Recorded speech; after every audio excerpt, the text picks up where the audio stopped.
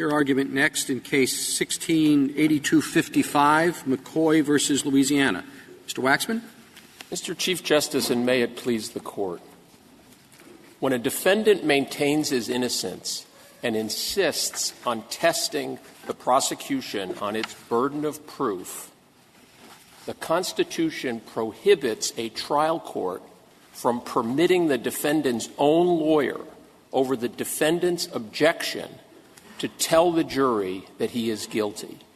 The Sixth Amendment guarantees a personal defense that belongs to the accused, and whether to admit or contest guilt is the paradigmatic example of that personal defense, not only because it singularly affects the life and liberty of the accused, but also because making that decision requires weighing subjective aspirations and value judgments that are unique to every individual. Suppose the charge is murder, and the lawyer says, based on what I've looked, I think your best case is self-defense, and the other guys, the defendant says, no, I didn't shoot the person. And the lawyer says, well, I think the evidence is going to show that you did, self-defense. If the lawyer goes ahead and presents that defense, does that fall under your theory? Mr. Chief Justice, I think your question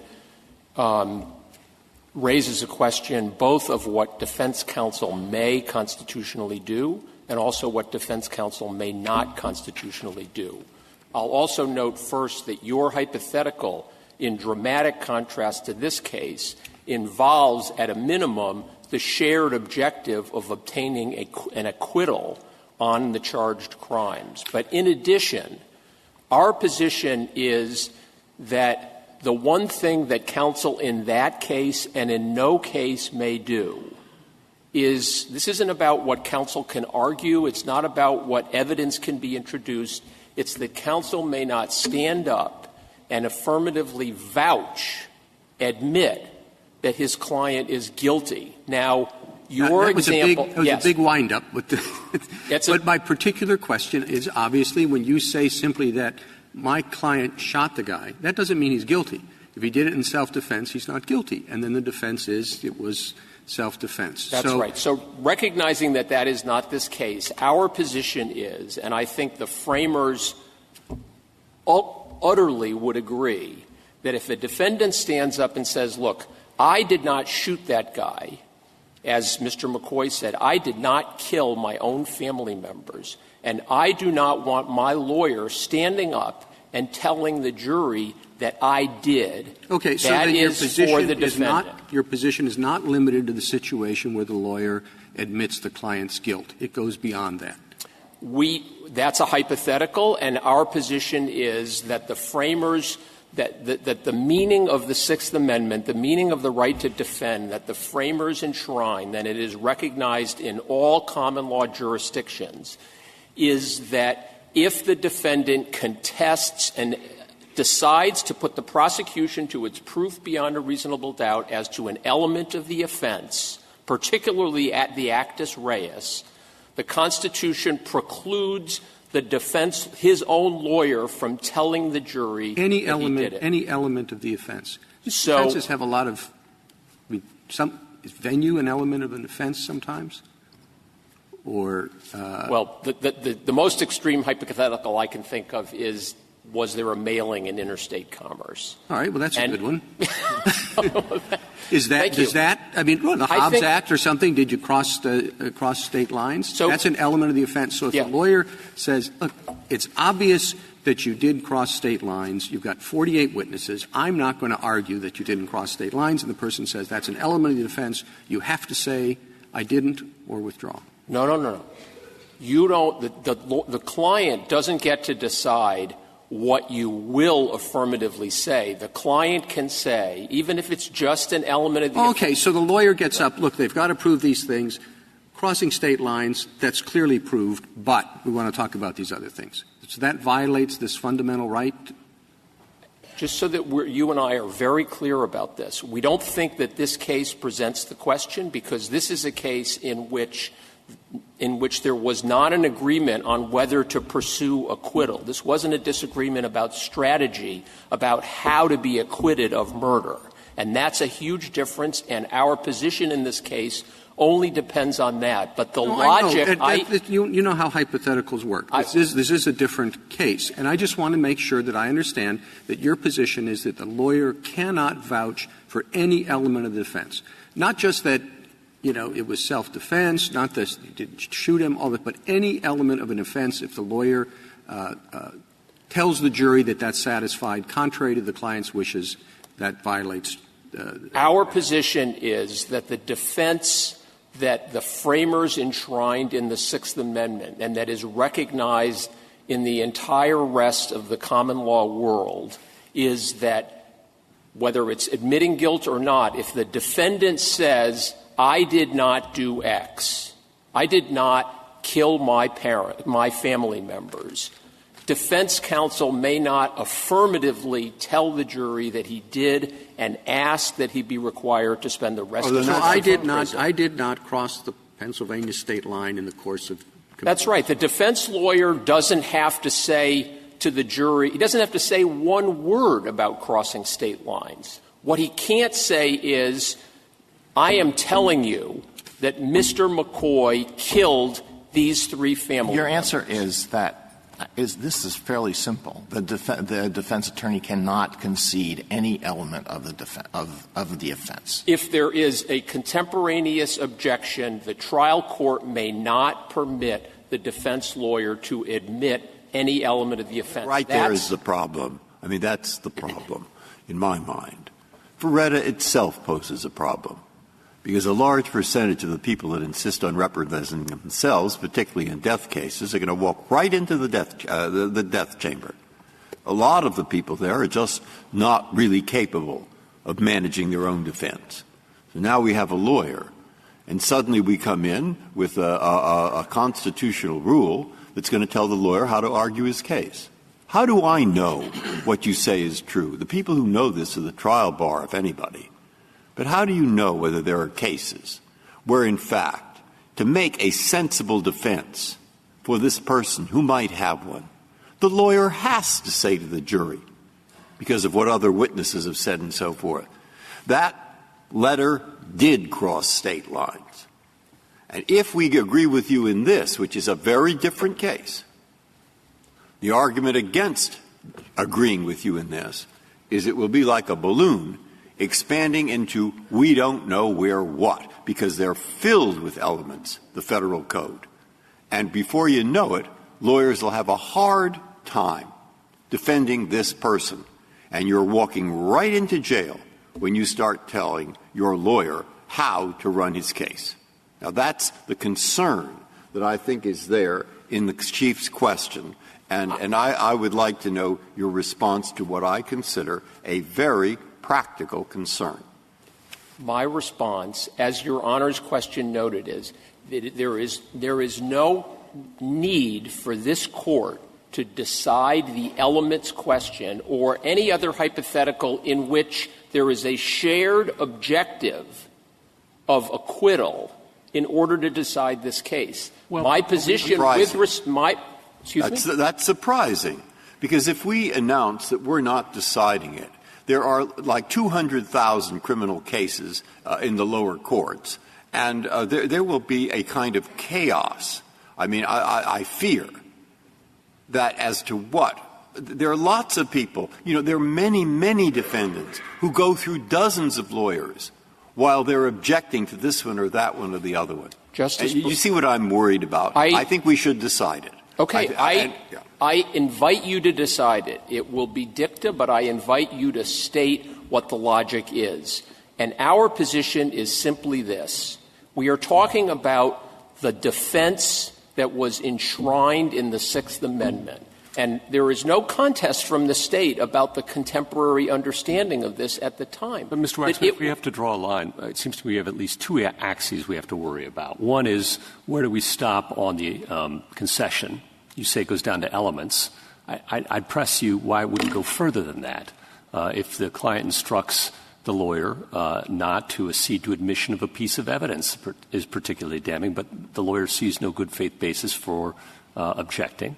So why doesn't it go down to that level? That's one axis. The other axis would be, you say the lawyer can't admit the element, but what if the lawyer casts doubt on the element? I mean, what if the lawyer here hadn't admitted guilt but had presented a mens rea defense that really cast aspersions on the actus reus defense, right? It really cast it. Any reasonable person would know what the lawyer's up to. He didn't use the magic words, I admit, but he did, in fact, essentially do that. So we have ambiguity on both these axes. Where would we draw the lines? So I think this Court has been, as to your first axis, the Court has been very, very clear that decisions, once a defendant chooses to be represented by counsel, decisions about what evidence to admit, what objections to raise, what witnesses to call, with the exception of the defendant, and what witnesses not to call, and what arguments to be made, are for the lawyer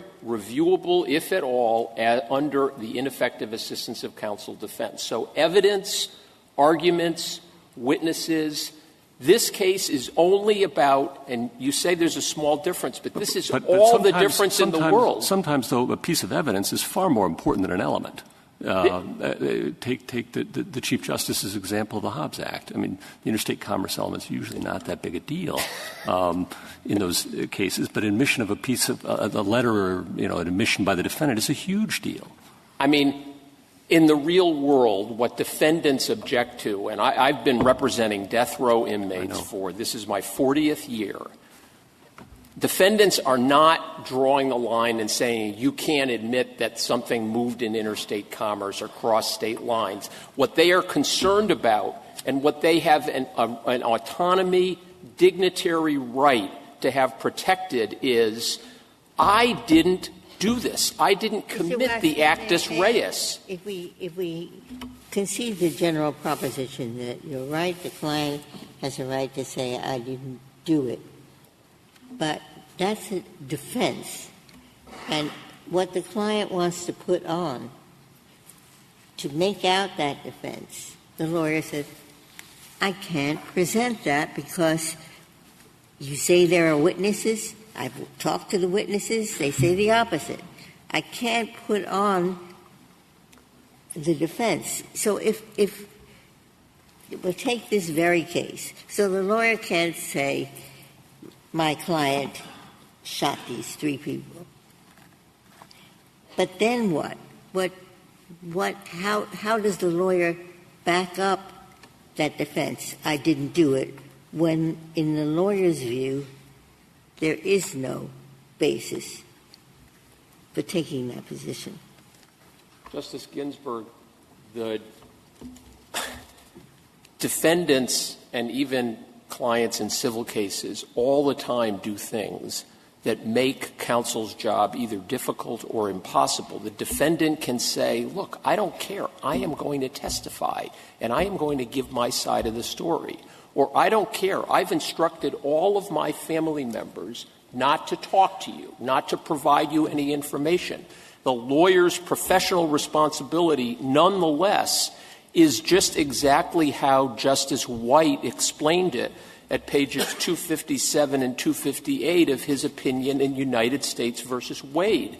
What happens in these cases is the lawyer doesn't have the principle at stake here is not in any way a restriction on how the lawyer presents evidence, what defenses he actually does present, how he goes about cross-examining witnesses, his obligation. Can we be concrete about this case?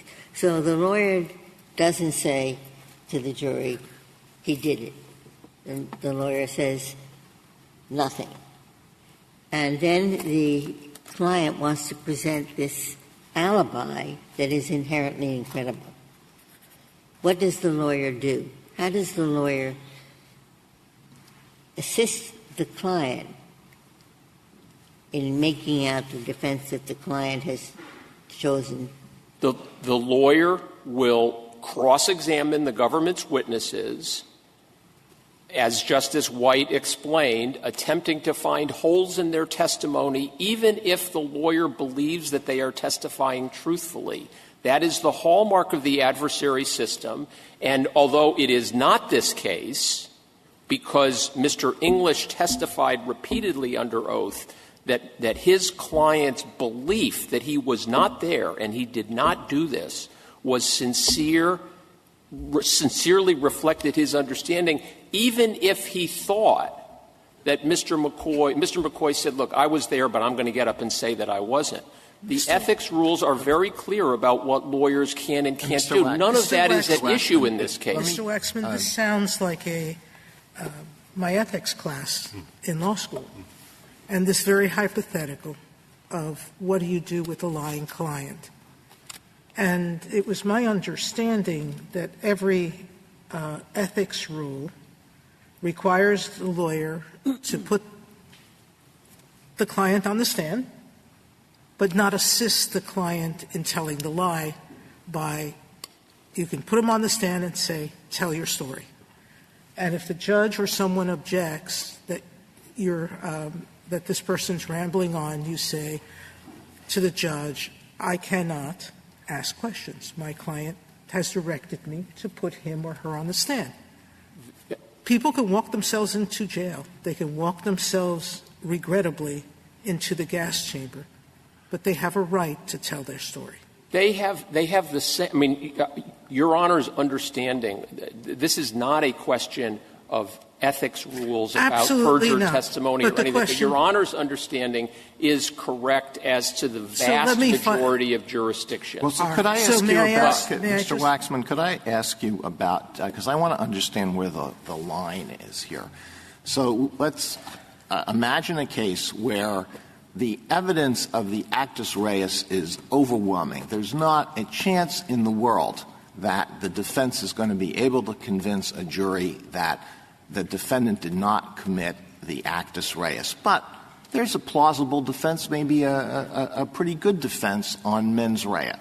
So, but the client insists, I didn't do it, I did not commit the actus reus. Now, two ways of approaching this on the part of the defense attorney, and I want you to explain whether one is required or whether both are permissible or only one is permissible. One is for the attorney to concede in the opening, yes, he committed the actus reus, but there's a good mens rea defense, and develop that. I take it you would say that's not permissible. Correct. But could the attorney open by saying, now, they have to prove he committed certain acts, but also that he had a certain mental state. And our defense here is going to be that he didn't have the requisite mental state, and everything that's done during the trial is directed toward that. There's no attempt to put the government to its proof to try to poke holes in the witnesses who are going to be called to establish the actus reus. Is the latter permitted? So the latter, so long as he doesn't say the magic words, he actually committed the physical acts charged, it's okay? Right. The core, it may or may not be okay. Let me be very clear about this.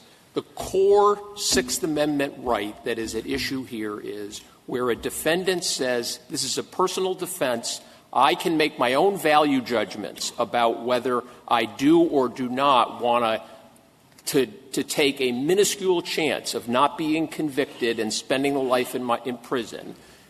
The Sixth Amendment prohibits the lawyer from affirmatively telling the jury, I'm telling you he is guilty and he should spend the rest of his life. I understand that's the right at issue here. I understand your position, but what is the answer? I want to understand where the line is. So the line. What is the answer to my question? Yes, the answer to your question is, if I understood your hypothetical correctly, there would not be a violation of this fundamental Sixth Amendment right, and the defense counsel's strategy in focusing the jury on mens rea and saying nothing or cross-examining or not would be evaluated under the ineffective assistance of counsel standards. Mr. Waxman, that's true even if Justice Sotomayor will have the next question, and I'll have this. That's true even if the accused says, I want you to say that I didn't do it. The lawyer does not have to do that, right? That's your position? Our position is that the law yes or no, please. The lawyer does not go in and say the client did it. The client says, I want you to say I didn't do it. That's a very clever defense you have on mens rea, but I want you to say I didn't do it. And the lawyer says, I'm not going to do that. I believe that the lawyer does not have to do that. Okay. But this is only a prohibition. Justice Sotomayor? Taking Justice Alito's hypothetical, I walk in and say, it is the government's burden to prove this case beyond a reasonable doubt. It means that they have to prove each and every element of the offense. The actus reus, the mens rea, whatever other important element there is. If the government were to prove every other element in this case beyond a reasonable doubt, the one they can't prove is that the person who shot this person did it with the right mens rea. That would be okay. Hasn't conceded the person committed the elements and is saying, I'm putting your focus just on mens rea. Right. Well, the government alleges all these things. Ladies and gentlemen of the jury, it is going to be required to prove each and every element to your satisfaction beyond a reasonable doubt.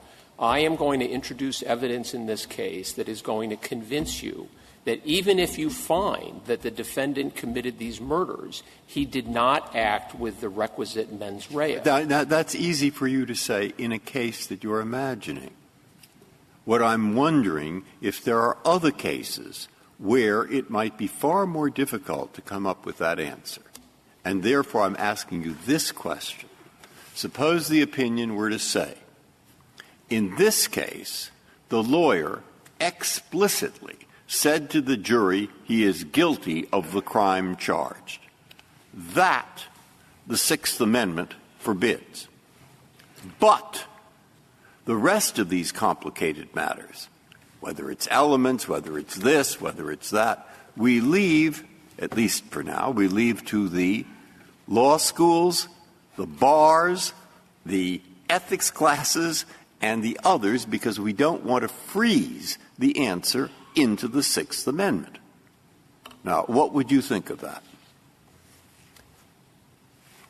I think that the only holding that this Court can apply in this case is that where was Your Honor's statement of the case, which is where the defendant says to the judge promptly and repeatedly, I did not kill the members of my family. My lawyer wants to stand up and tell the jury that I did and that I am guilty. And if the judge says, you're the lawyer, you decide, that is a violation of the Sixth Amendment. Mr. Waxman, can I take you back clause. to the Chief Justice's question? Because here we do have a case where the defendant is saying you can't admit the actus reus, which is killing. I didn't kill my family. You can't say I killed my family. But there are different levels of generality, right? One is you can't say that I didn't kill my family. One is you can't say that I committed the actus reus, no matter what the actus reus is. And another is you can't say that I committed any element of the offense, actus reus or otherwise. And if I understood your argument, you're saying that the logic of your position takes you from this case, which is an actus reus of killing, to any actus reus, and then further from there to any element. And I guess I wonder, why is it that the logic of your position insists that we go up that chain? I don't think the logic of my position insists that you go all the way up the chain, but I'll explain to you why I think the better view would stop at affirmatively admitting, nothing about what the trial, how the trial is conducted, but affirmatively admitting any element. And it simply goes back to my reading and my understanding, maybe I'm wrong, of the rule that existed, the law that existed at the time the Sixth Amendment was considered and adopted, and what the framers must have understood. And we go over this at some length in our brief. There's no controversy about this. I think that at the time, in the 18th century, in England and common law jurisdictions, and at the time of the framing of the Sixth Amendment, people would have been astonished, as the amicus brief of the Bar of England and Wales expresses, that the notion that the defendant could say, this is my defense and my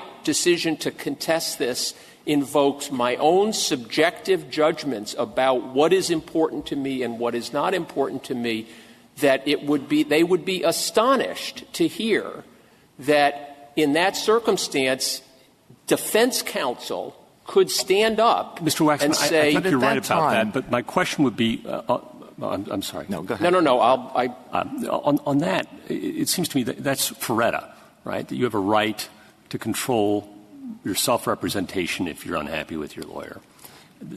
Your client had an opportunity this is on his second lawyer, and he had noticed before trial that there was a breakdown with his lawyer. And the trial court ruled he came too late to replace him with a third lawyer yet, or to go to self-representation. Why isn't this just an untimely Ferretta problem? Accepting everything you've said about the original understanding, at some point one can waive these rights, too. These are personal rights that could be waived. There's no question about it, but the right to the assistance of counsel and the right to your defense are not mutually exclusive rights. Justice Alito, and then, if I may, I'd like to save some time for rebuttal. When the Sixth Amendment was adopted, there was not a right to appointed counsel. So I imagine somebody in Mr. English's position would simply say, I'm not going to be part of this farce that you want to put on. I'm just withdrawing. And Mr. McCoy would either have to come up with another attorney very quickly or go ahead without an attorney. So I don't know how much you can read into the original understanding, because the situation here is dominated by the fact that now there is the right to have an appointed attorney. Justice Alito, Daniel Webster himself could not constitutionally have done what Mr. English did in this case, and I don't think there would be any doubt in the framer's mind about that. If I may I reserve the balance? Certainly. Thank you.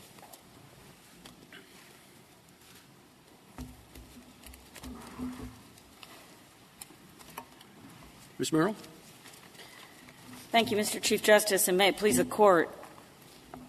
The State proposes a rule that in a narrow class of death penalty cases, counsel sometimes might be required to override his client on a trial strategy when the strategy that the client wants counsel to pursue is a futile charade and requires him to defeat both their objectives of defeating the death penalty. We submit that should be treated as a Strickland ineffective assistance of counsel. I'm sorry. You started by saying you want a narrow rule.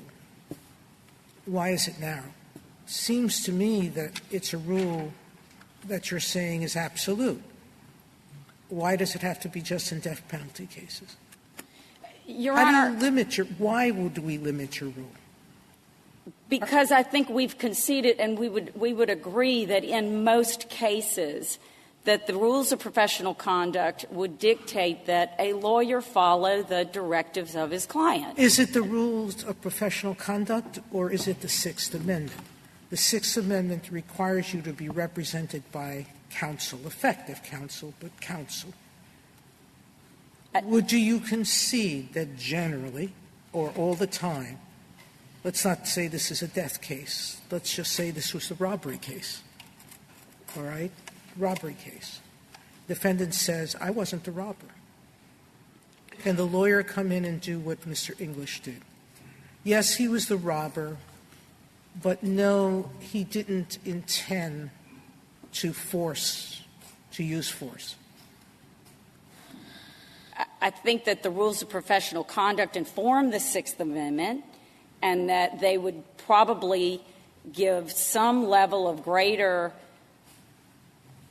force to the client's wishes in certain situations. But again, I think that goes back to Strickland. If you evaluate it as a Strickland claim, then we're looking at it under the first prong of Strickland as a question of So you don't think it's a Sixth Amendment violation? I do not. I think it's an ineffective assistance claim, and you have not proven that. So you're not taking the position when you're saying generally that a client has any right to say, I didn't do this in court. I didn't shoot, I didn't rob, I didn't make that call that witness says I made, that the witness, that a client, once he takes a lawyer, doesn't have a right to say I didn't do it. I think we wouldn't characterize it as an independent autonomy right. We believe that it is a shared relationship inside the attorney-client relationship when he has counsel. One of my former colleagues said one must analogize these things to agency, that the lawyer is the agent of the defendant, and once they disagree, the agency ends. Yes, Your Honor. So if the agency has ended because the client has said, don't do this, how can it not be a violation of the Sixth Amendment to do it? Because agency principles only take us so far. And because even the ABA standards on criminal defense standards don't suggest that they do. That agency principles, especially in a death penalty case, can only take you so far, and that if we look at this purely as a question of agency, then we are viewing the lawyer's relationship simply as the alter ego of the client. I see your point. Normally, these are questions of the bar rules, of ethics for lawyers and so forth, and normally they do what the client says. That's the normal situation. Right here, it was pretty clear that on the most major matter in respect to the trial, he did the opposite and said his client was guilty. So why didn't this work out just the way you said? Why didn't the defendant say it violates the ethics rules? It was therefore ineffective. Therefore, give me a new trial. Your Honor, I think this was a very, very difficult client, and that is part of the equation. In the ethics rules say it's all different when you have a difficult client. Maybe many are difficult. The ethics rules don't tell us what to do. But you just said the ethics rules say follow the wishes of your client. I mean, that's what's worrying me, obviously, in fact, about the case is the extent to which it's fed into the Sixth Amendment, because there's so many different situations.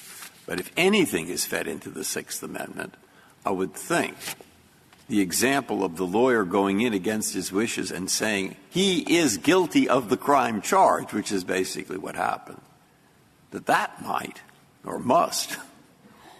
Well, Your Honor, I mean, I think the State has been very clear that we think that the defense that Mr. McCoy wanted was inextricably intertwined with the alibi that Mr. McCoy wanted, that it was not purely a question. Yeah, but they're not saying about what you have to put on or not put on. They're just saying the Sixth Amendment says you can't go to the jury and say, as this lawyer did, my client is guilty of the crime charged. Now, that's the extreme case that's put to us. Now, why doesn't that violate the Sixth Amendment? Because at the end of the day, it leaves him with a less of a defense. The defense is not as strong. It is a weaker defense. He has not waived his right to counsel. He hasn't waived the remedy of ineffective assistance of counsel. And so he is tying his counsel's hands. Well, for sure, we've given lawyers a lot of leeway to make quite a number of decisions when they're representing a defendant, troubled and untroubled. And the idea is that lawyers know better sometimes than their clients, and that we should want to lodge a great many strategic decisions in their hands rather than in the client's. But you're not talking about here, or we're not talking about here, about how to pursue a set of objectives. Is it better to pursue it this way, or is it better to pursue it that way? We're talking about a client saying, you have to follow, I have an overriding objective in this case, and that's to avoid the opprobrium that comes with admitting that I killed family members. And that's my overriding objective. And you're saying that the lawyer can say it doesn't matter that that's your overriding objective. And I guess what I want to know is why. Well, because first, Your Honor, I don't think that that's entirely how Mr. McCoy characterized his objective. I would describe it more as though he said, I know a better way to cross this divide, and we're going to cross it by letting me drive this car over the cliff because the car will fly. But he didn't say that. He said, and I think this much is clear from the record, he said, in no uncertain terms, I do not want to concede that I killed these 3 people. Yes, Justice. He wasn't talking about strategy at that. He just said, I do not want to concede that I killed these people. I think we've heard that from Mr. Waxman, a lawyer can't make that concession, but the lawyer doesn't have to do anything else. He can just stand there and let the client get on the stand and tell whatever story the client wants to tell. No, I don't think that I think that the problem that presents is that the lawyer is now less effective than he could be, especially in a case like this, when, I will give Mr. English the benefit of the doubt that he did not believe that his client was going to lie, and yet he believed the alibi was entirely falsified.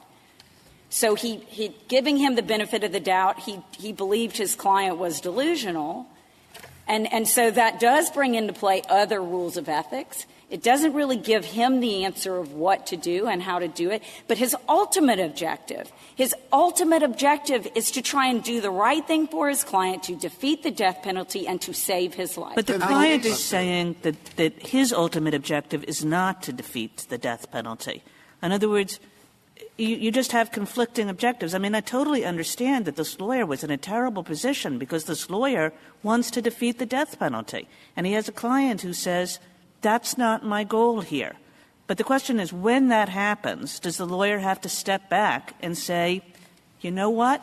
That's not his goal. His goal is to avoid admitting that he killed his family members. Well, and so if that's all he had said, and that was the totality of the circumstances, was I don't want to admit that.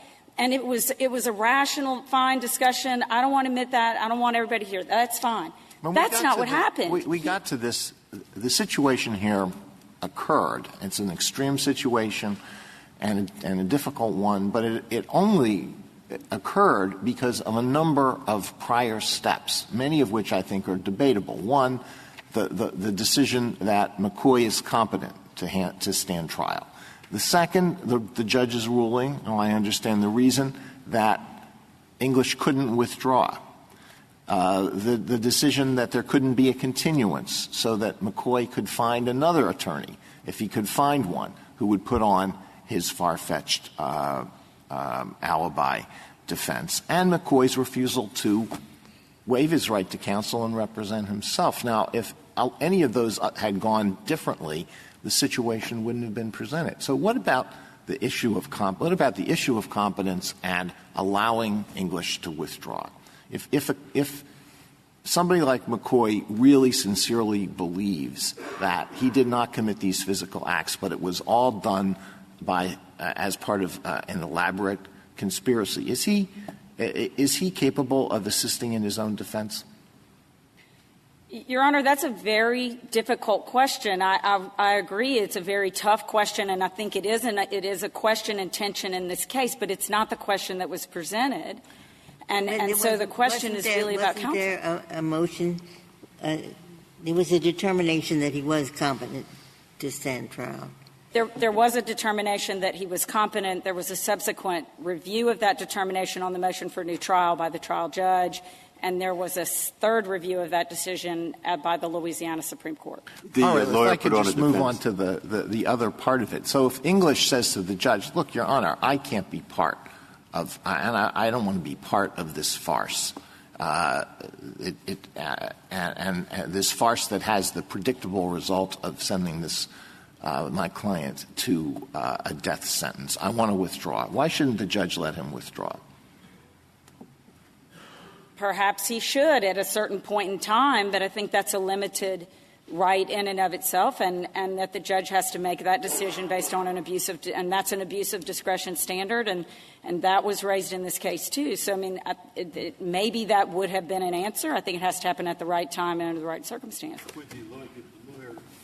Did his lawyer put on a defense? He conceded that he didn't fight the competence, but did he put on a defense that the defendant was not competent at the time of the murder, that his mental state was such that he couldn't be convicted? The entire tenor of his defense was to attack mens rea and then subsequently to beg for mercy and the penalty. To attack mens rea on the ground that it was not he was not mentally competent at that time. Yes, Your Honor, that he didn't have the capacity to develop a specific intent. Counsel, you've been asking us to review this under Strickland, but why isn't this a structural error?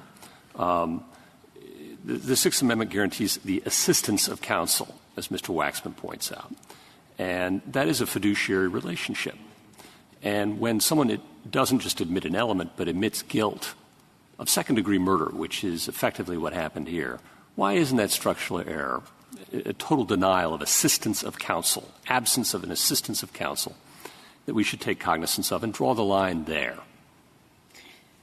Your Honor, but first of all, because I don't think it fits within the class of cases that have been evaluated as chronic to complete failure of adversarial testing. Well, why isn't this just like Ferretta, where we said, that you have a right to have assistance of counsel and not to have an agent of the state assist the state in prosecuting you?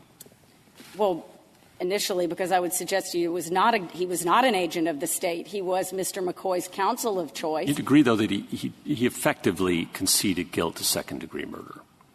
As a strategy and a means of defeating the death penalty and testing the state's case on specific intent. I'm sorry. I thought it's been not disputed that he thought, quite wrongly, that there was no mens rea for second-degree murder, but that it's been conceded that there was a mens rea both for first and second degree, and he was only arguing for second degree. Your Honor, in the facts of this case, he was arguing for second degree. Louisiana law does permit, does cover felony murder is not a specific intent to kill, but that was really never at issue in this case. It was charged I'm as sorry, second but degree. there is a mens rea for second-degree murder. There is, yes. And so yeah, he conceded there wasn't. I think that was a strategy decision that falls under the first prong of Strickland. And if that was, in fact, the wrong decision, then it was still would fail potentially the first prong of Strickland, and then we would go to the second. But I think that does go back to Strickland, and all of the questions about how he did, what he did, and the choices that he made ultimately, I think, fall under the first prong. And that's, I now understand why we are where we are. That in this case, he did not, the lawyer, concede that his client was guilty of the crime charged. Rather, he said he conceded that he had shot the people or killed the people, but he's not guilty because of his state of mind. So it's a question of the defense. That's why he started with elements and so forth. You have to go down some road like that. Yes. All right. And so your view is that even here, where he's saying, I did this thing, but I didn't have the mental element, I did this thing. The client says, don't say I did this thing. And that's the problem. And, okay, I've got the problem. Sorry, I should have it before now. But Justice Breyer, I think that you captured where the state is when you said, don't freeze that answer into the Sixth Amendment. Well, that's fine to say in abstract terms. But our problem, I think, at least mine, is I have to write something here that is going to be taken as a rather authoritative account. Now, what is your view as to what those words should be? That he can do anything, the lawyer, no matter how incriminating it is to the client, as long as he says, I want to follow a different defense than my client wants. That's your view of it. And leave the rest to to Strickland, the Bar Association, et cetera. Is that your view? What is your view, if you can say it in a sentence or two? That in a very narrow class of death penalty cases, counsel may be required to override the decision of his client if the client's strategy is futile. If we're there, though, in Strickland, even in Strickland world, on deficient performance, why isn't there at least deficient performance here by the lawyer admitting the element as opposed to remaining mute about it? That would have been an option that I think the lawyer could have pursued. So we'd still have prejudice prong. I understand your arguments there, but why not on deficient performance? I would have thought under the ethical rules, which I know are not controlling here, that you would have had an argument for an ethical violation in conceding your client's guilt. And I would expect them to make that argument. They've reserved their Strickland claims. They reserved them before the Louisiana Supreme Court. They can bring those claims in subsequent post-conviction review proceedings, and they have expressly reserved them in their proceedings here. So I would suggest that it would not be appropriate to pre-termit that inquiry, that a state court should make that decision, and that those are factual findings that need to be made. But not if this is a case that comes under chronic. If it's a chronic case, as Mr. Waxman urged that it is,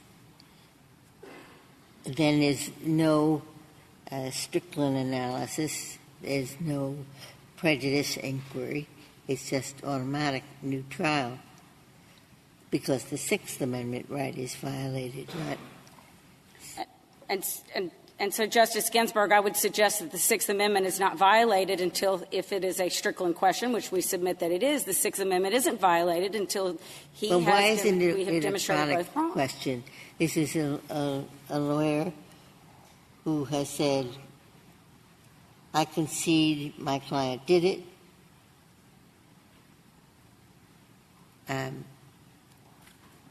Against the client's will, made that concession. Why isn't that a chronic error? Because I think it's not a complete failure of adversarial testing, and that it fundamentally tested the state's case. It did not relieve the state of its burden of proof. The state put on overwhelming evidence of this man's guilt. Can I put in my notes in this case, can I take away from your argument that the state of Louisiana says that if a defendant wants to plead not guilty, the defense attorney can plead guilty if the defense attorney thinks that's the best way to avoid the death penalty? No, Your Honor. Because you do not agree with that proposition. I do not agree with that proposition. How is that proposition any different from what really happened in this case? Because the state was still put to its burden of proof. Because I think that in Florida v. Nixon, this court did evaluate the nature of the defense itself and that it is not the equivalent of a guilty plea. So he didn't change the guilty plea. He tested the state's case, and I thought he said, I'm relieving the prosecutor of that burden. He made that statement. He did make that statement in his closing arguments, but he couldn't actually do it. He had no power to relieve the state of its burden. Maybe this is the same question Justice Kennedy was getting at, but what if there was a discussion before and the client told the lawyer, so I understand you think you're doing your job keeping me from the death sentence, but I don't want – it's worse for me to spend the rest of my life in jail. That's my perspective. So I don't want you to pursue your objective of saving the death penalty. Instead, I've got this and so if that's not the case, I don't want to make it an easier case on second degree. Our only chance is to defeat first-degree murder, and here's how I'm going to do it. So you cannot stand up and say that he's guilty, because that's just getting me life in prison, and that's worse. And does the lawyer then still have the right to pursue his strategy? Still has the right to say, yes, I'm going to tell you he's guilty, but he doesn't have the mens rea? I think in that situation, you probably are going to fail the deficiency prong of Strickland and probably the prejudice prong. And you are, in your hypothetical, talking about a rational conversation with someone who's cooperative. I mean, that's not correct on this case. Mr. McCoy simply said, I won't talk to you anymore. I want my alibi. I want to subpoena David Vitter, Senator David Vitter, and put on all this crazy stuff. And I can prove that I wasn't in Houston. So the further footnote is it's only happens if your client's not rational? That's where you have the freedom to ignore your client?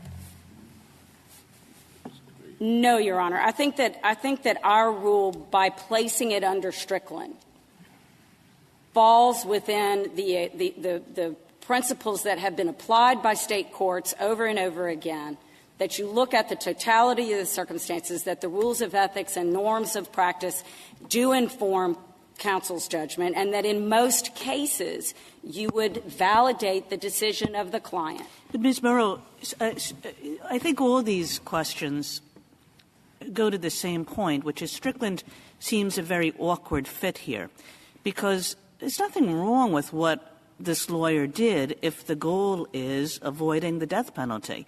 This lawyer probably did the best thing, the thing that a good lawyer would do if the goal were avoiding the death penalty. The problem that this case presents is something different. It's the lawyer's substitution of his goal of avoiding the death penalty for the client's goal. As the Chief Justice said, I don't care about that. I don't want to avoid the death penalty. That's not my paramount goal. My paramount goal is to insist till my last breath that I didn't kill my family members. Well, Justice Kagan, I think the record reflects that what Mr. McCoy wanted was to defeat the death penalty by the means that he wanted, which was his alibi. So well, let's take Justice Kagan's hypothetical, then, on its own terms. What would be the outcome in that case?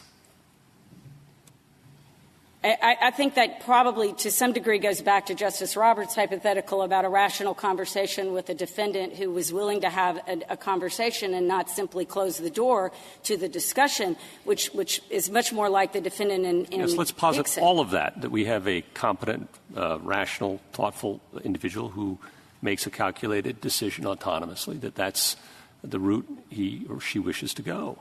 Can we even call it assistance of counsel? Is that what it is when a lawyer overrides that person's wishes? I do believe it still falls within assistance of counsel. I think that is answered by the deficiency prong and the norms of practice. And it's the totality of the circumstances. And he would probably win that. Mm-hmm. I'm thinking back, I think the Chief asked you, or maybe it was Justice Kennedy, he quoted the language where he said, I've relieved you of your burden. So he says, I've relieved you of your burden, he says to the jury, and he also says, and he's guilty. That was earlier. Now, in the context, was that, you're familiar with the record, all right, was that, in fact, an admission that he committed a crime, namely first-degree murder or second-degree murder or both? Or are you saying, no, it was not an admission? Because if it was not an admission, then why didn't he tell the jury, but you see he had a mental state that makes it impossible for you to convict? Or did he? He did. He said you cannot convict because he has a mental state that prevents you from convicting him for either first or second-degree murder. He argued that consistently from start to finish. And his closing statement said that too? Yes. Okay. I'm sorry. I'll go back to it, but I thought the essence of his closing statement was he's not deserving of the death penalty because, as you heard him, he's a sick man.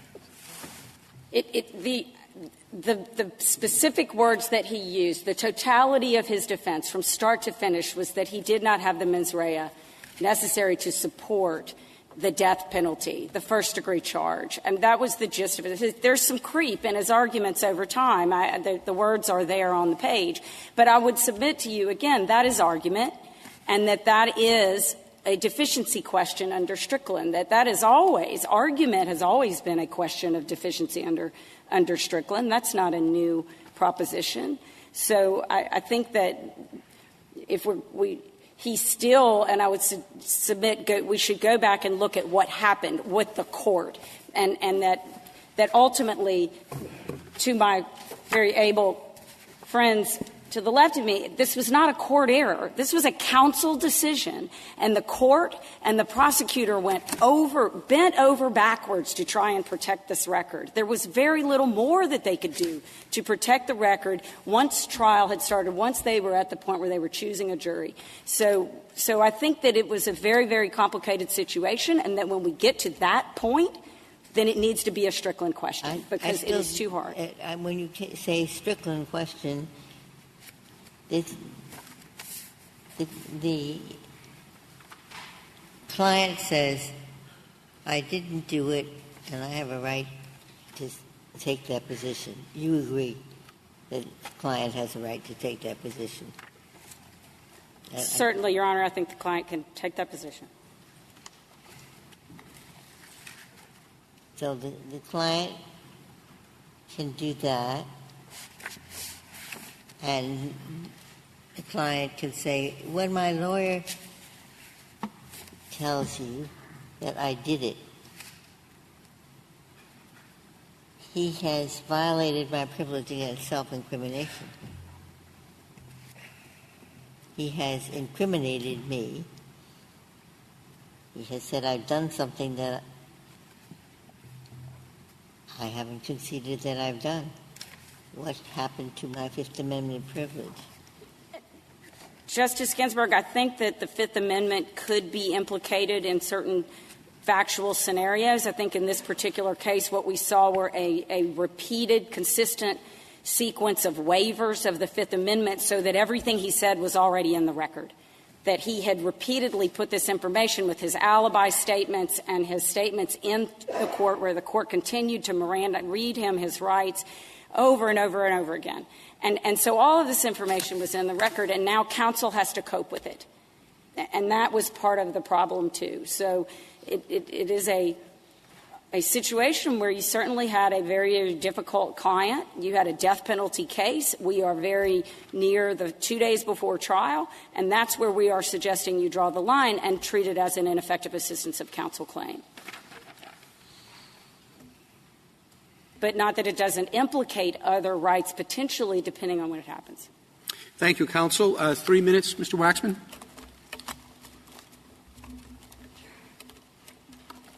I know I'll never do this. I'll try to make 5 points. First, Justice Gorsuch, this is structural error. The fact of the matter is that this was presented to the trial court, not once, but twice, on the record, that what the defendant was asking for is, I don't want my lawyer to admit that I am guilty.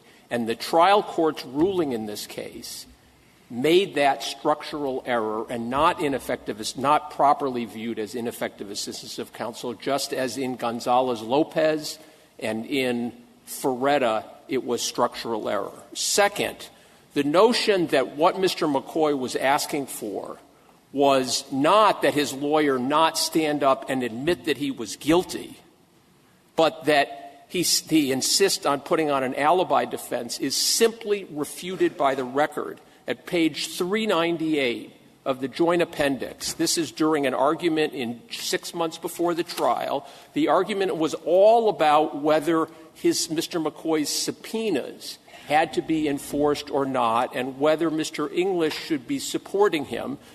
Mr. McCoy tells the court, I am not asking him to validate any theory. There was a dispute about whether Mr. English was in fact investigating his alibi defense. If there ever were a subsequent hearing about that, that would be tested.